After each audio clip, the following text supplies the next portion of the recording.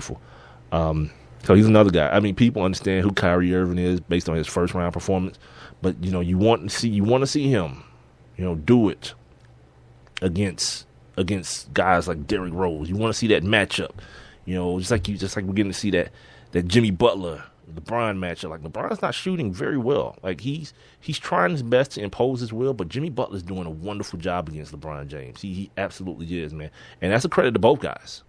Where Jimmy Butler is now the NBA's most improved player this year, who is rumored now that the LA Lakers are preparing a max deal for this kid to come out there and play with Kobe, or hopefully maybe play with Kobe next year. But the big thing, before we run out of time here, the big thing that came from this game was the final few minutes of the ball game. It was a lot of action in that last little capsule of the game. The LeBron James offensive foul where they trapped him in the corner, in the back corner of half court, and he went to swinging around trying to protect the ball, try to step through the double team, and he gave Mike Dunleavy one, boom, right in the schnoz, got him, and they called the offensive foul on him. And the whole time I'm tweeting like, LeBron's got to understand the situation. That ain't what they want. They weren't trying to foul you. It's almost like he was waiting to be fouled and go to the free throw line, but that ain't what they were going to do. They was trying to play it out and do exactly what they did, get a turnover. So to me, on the catch, you got to be looking to get rid of the basketball. Other people have to make themselves available, and you got to be willing. You got to force them into making another decision than just playing it out. Play kind of that keep away thing, and then if they decide to foul, at least now time has been on your side. But what happens? Turnover. Derrick Rose comes down, bang, hits a three. Now what's happening? You know what I mean? What are we talking now? We talking, Bulls by one. All right. By the way, the game ended 84-86 in the favor, or excuse me, 86-84 in favor of the Cavs. In favor of the Cavs. Sorry, the series is now tied 2-2. Then, because of all the other stuff that was going on, first J.R. Smith calls a timeout. There was a timeout right before that, and I think the timeout after the J.R. Smith play, before they inbounded to LeBron's, was the last timeout for the Cleveland Cavaliers. Chicago had already used their last timeout as well, so no one had any timeout. The inbounds comes in after the Derrick Rose three. David Blatt is trying to Chris Webber this thing, you know what I mean, and call a timeout. Tyronn Lue, the real MVP, as far as yesterday goes, gets my man, was like, pulls him away before the referees can notice what's going on, which then leads to LeBron James driving baseline. A lot of people make the argument that Joakim Noah did foul him on the baseline, and the ball went off of the Bulls. Well, because it's under 2 minutes and the referees no longer have the gonads to make calls anymore, they gotta go to the monitor. Well, in going to the monitor, what you just done, by de facto, giving the Cavaliers a timeout where they didn't have one, and David Blatt is allowed to draw up a play by which, by the way, LeBron was like, "That's bull crap." He admitted to telling David Blatt, that play's not going to work. We're not running that. We're going to run, give me the ball, and everyone else get out the way.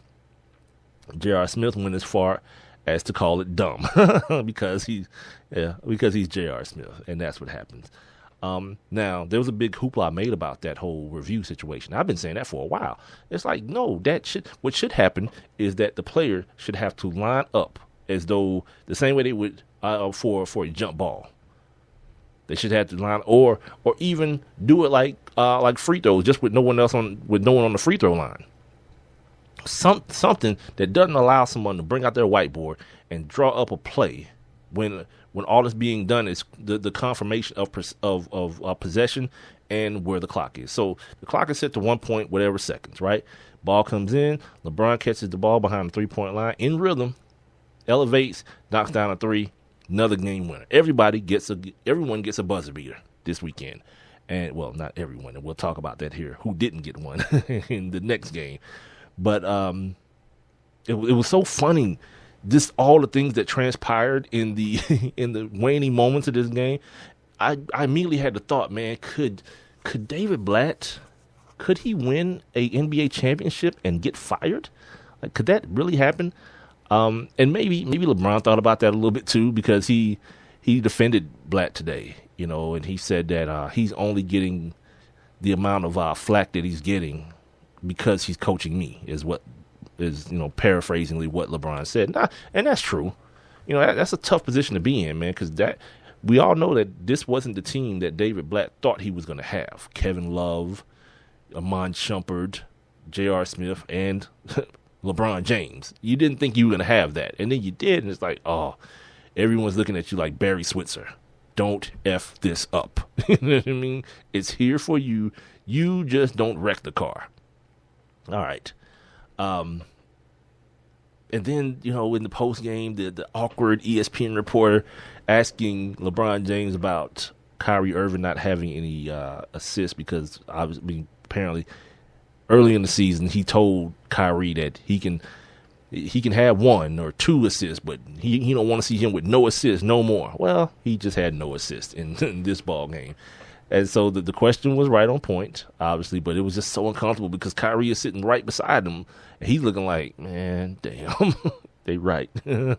like this crazy, stupid look on his face. But anyway, funny thing, too, is this crazy stat that some of you, like half of you going to love it and half of you going to hate it, but really it's stupid to say this, but I'm going to say it anyway. Per ESPN, LeBron James has hit more. He's hit as many buzzer beaters in the playoffs as Michael Jordan, 3. It's like, what? Yeah, because if you remember, see, this is why you can't just take stuff like that at face value without putting into context, because the game winners that Michael Jordan, he had 2 game-winning assists. 1 to Steve Kerr and 1 to John Paxson. The game-winning shot against Byron Russell, there was still time on the clock.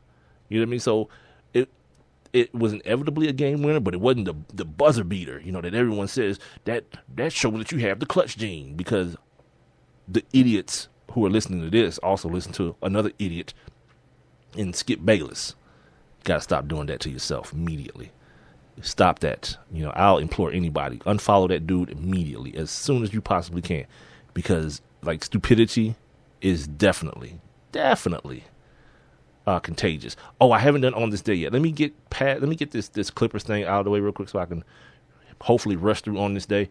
Clippers last night got it pushed in. What can I say? They're down, or they're up on the Rockets 3-1. 95-28 was the score. DeAndre Jordan went to the free throw line 28 freaking times with the whole hacker situation in the first half, setting a new NBA record.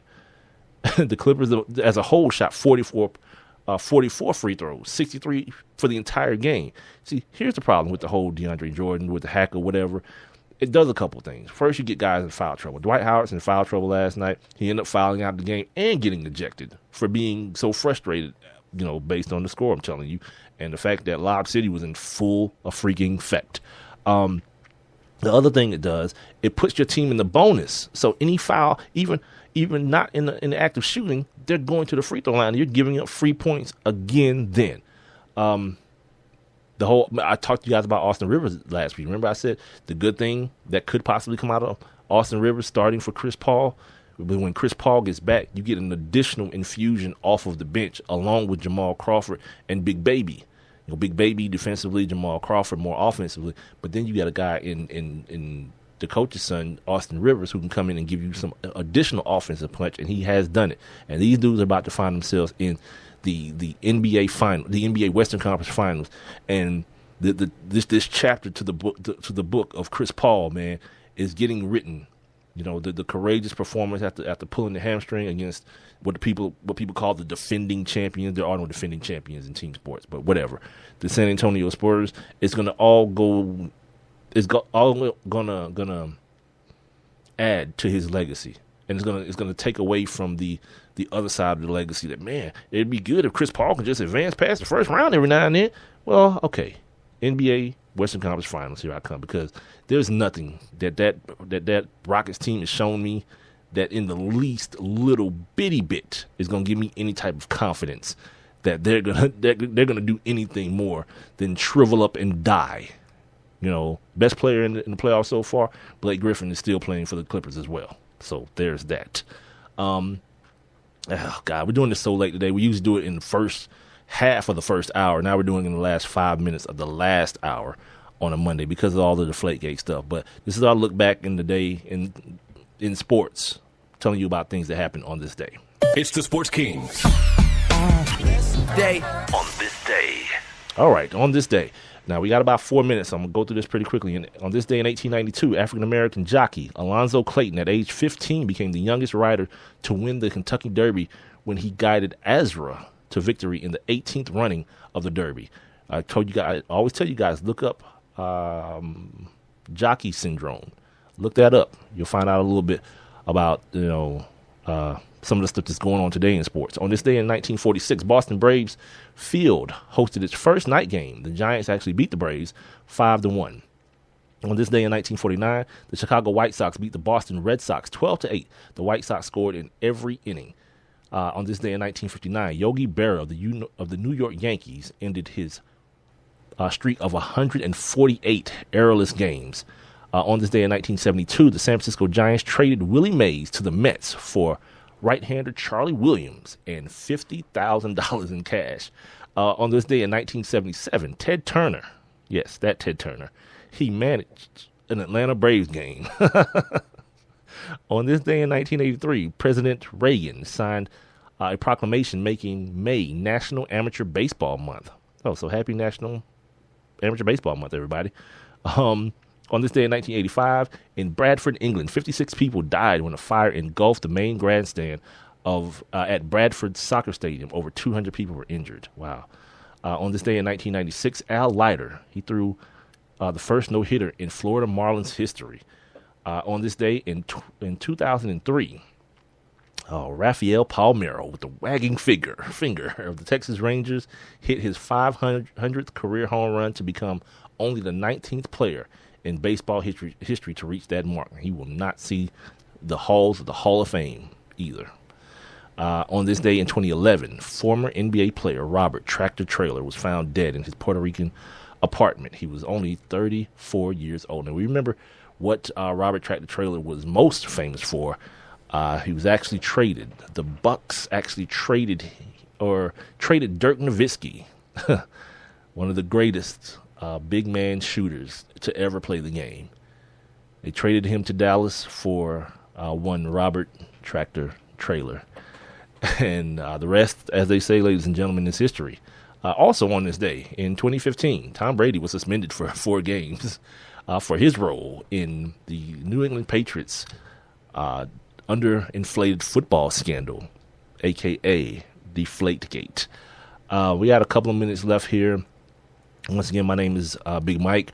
My partner, Rob Calloway, couldn't be here tonight, but hopefully we'll get him back tomorrow, and we'll discuss a little bit more about this Deflategate thing. Don't forget, tomorrow, Steve Silver of thelegalblitz.com will join the show, and he'll give us some of the legal tactics that maybe Tom Brady can take. He'll talk to us about his article about the Todd Gurley law that was just signed, the Todd Gurley bill that was signed into law on Friday, that is supposed to be protecting amateur athletes from these predators that will have them do things that are against NCAA rules, and then when they don't continue to comply with their wishes, report them and cause them to lose eligibility and things of that nature. So we'll talk to him about that, and I'll make sure I have a gamut of questions for him, because I want to ask him about the legitimacy of this Manny Pacquiao lawsuit as well. These guys who were suing Manny Pacquiao for $5 million because he didn't disclose an injury in the fight of the century, and they feel like they were cheated out of their money. Like a lot of people, they feel like they were cheated out of their money. Now they want $5 million from old Manny Pacquiao. So we'll do all that tomorrow. I can't wait, to be honest with you. I'm excited about it. Having a guest on the show, someone who can bring a different element. A very different perspective, someone that I can learn a lot from. So I can't wait. I talked to him a little bit today, and he's a guy who has an opinion on these things, by the way. So it's going to be fun. Don't forget, we'll be being heard via Spreaker.com. You guys can also catch us on Twitter, Instagram, and Facebook at Sports Kings Live. Also, make sure you guys check us out. You guys email us, sportskingslive@gmail.com. That's going to do it for me on a Monday. It's turned out all right. I'll tell you guys about this freaking Comcast, this stupid Comcast people tomorrow as well. See you guys tomorrow, man.